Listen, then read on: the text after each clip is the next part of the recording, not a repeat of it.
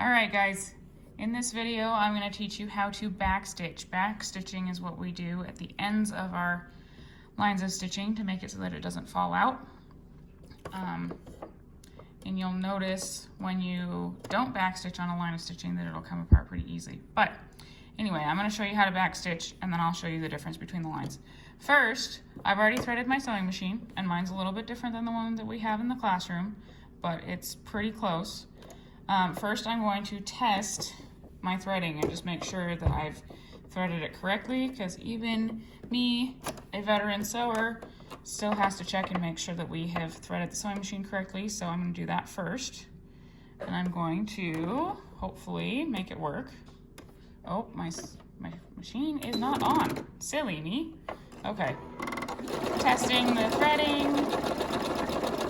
I'm just going to go do the whole line. Okay, and then I lift up my presser foot and I pull it out. And I'm going to use my thread cutter over here on the side. Okay, and that line looks pretty good. Okay, and the reason we're going to backstitch is because if I take this, I didn't backstitch on this line.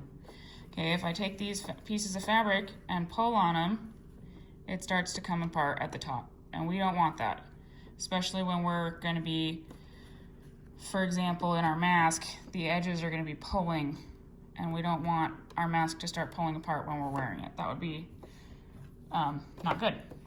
So what you're going to do, you're going to get a rectangle of fabric. You're going to get two rectangles, put them together in a sandwich like we have been doing so far, and then you're going to backstitch. Okay, I'm going to do my first line. I'm going to do them going short ways down this fabric, and I'm going to take the edge of my fabric and I'm going to line it up with the edge of my presser foot right there. Okay, so that's how I'm going to make sure that I'm doing these lines straight. Some of you have already figured that out, some of you haven't. So here we go. I'm going to do this back stitching.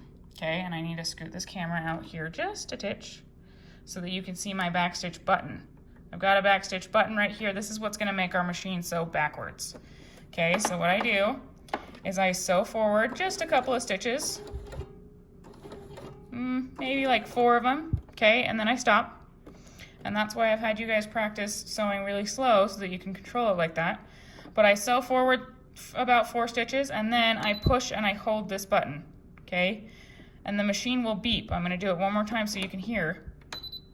Okay, it'll beep when you are ready to backstitch, and then it's going to make it sew backwards. Okay, so I sew backwards back to where I started, and then I continue sewing, and I'm going to sew my whole line,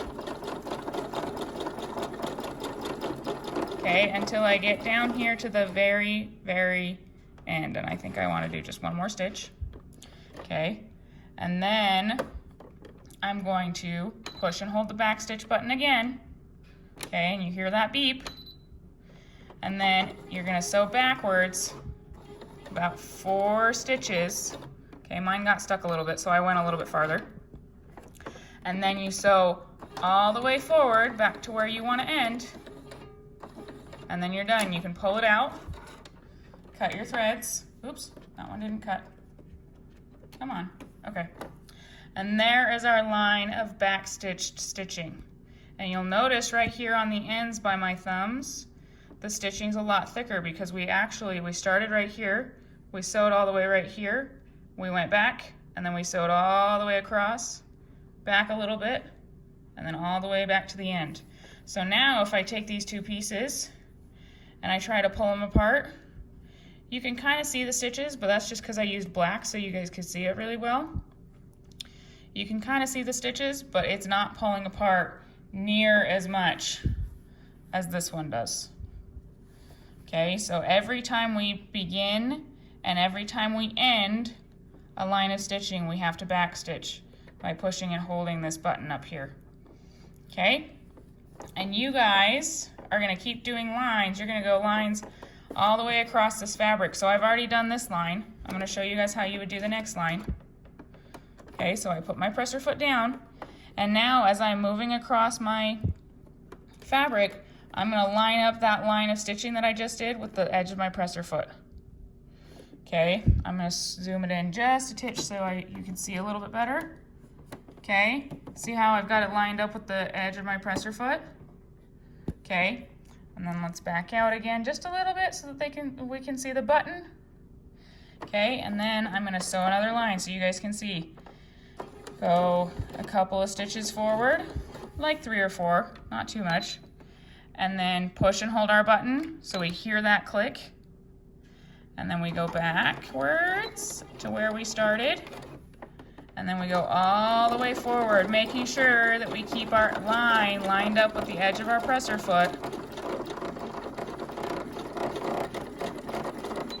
To the end, push and hold the button.